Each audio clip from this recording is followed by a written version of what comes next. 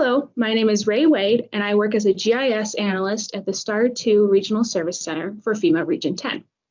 Today, I'll be discussing what would typically happen at the property ID table for a FEMA risk map public meeting or open house, and how, due to current events, these maps can be replicated and distributed without an in-person meeting. These property ID flood maps help residents and community members to identify if there are building restrictions or insurance requirements on their property.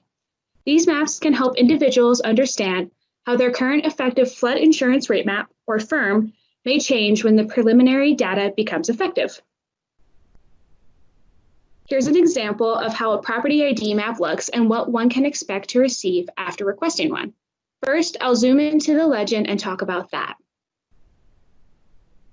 A property's flood map will display the flood hazard areas and the risk premium zones applicable to your community. Zones that start with the letters A or V are in the special flood hazard area.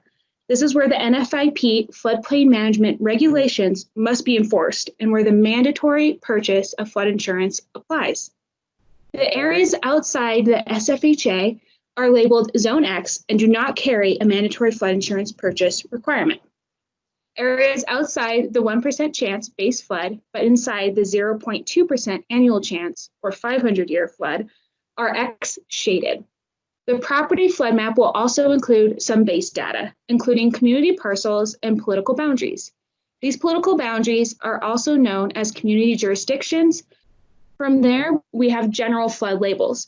This includes the recent project area and the base flood elevation. There is also a scale reference as well as a study area to show where in the county we are currently viewing. In order to better demonstrate how these flood maps can be helpful and how the final product will look, I have included an example. The purple rectangle shown on this map is a fictitious structure, and we are using it as an example to demonstrate what will be displayed on the property information maps. I'll briefly talk through changes happening here between the effective flood zones and the preliminary. Effective flood zones are those that are already in effect and being used to determine building restrictions and insurance requirements.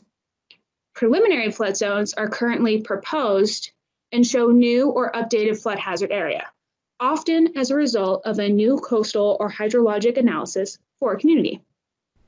Preliminary maps are subject to subsequent appeals periods and any necessary revisions before becoming new effective maps once approved by FEMA. For this example, you can see that in the effective map, the purple structure is in Zone X shaded.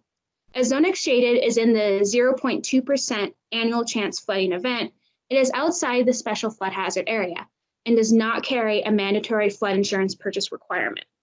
It is important to note, flood insurance requirements apply depending on the zones touching a structure, not necessarily the zones present on a parcel. Switching to the preliminary flood zones, this fictitious structure is now touching the Zone AE floodway, Zone AE, and Zone X shaded.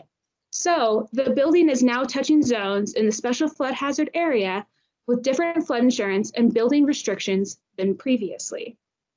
From there, these flood maps are a good opportunity for future discussions regarding flood zones, insurance requirements, and potential building restrictions. If you are interested in one of these maps, please send an email to the address shown in the link below, as well as providing a property address.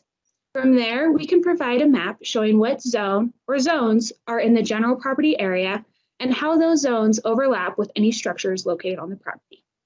Thank you very much.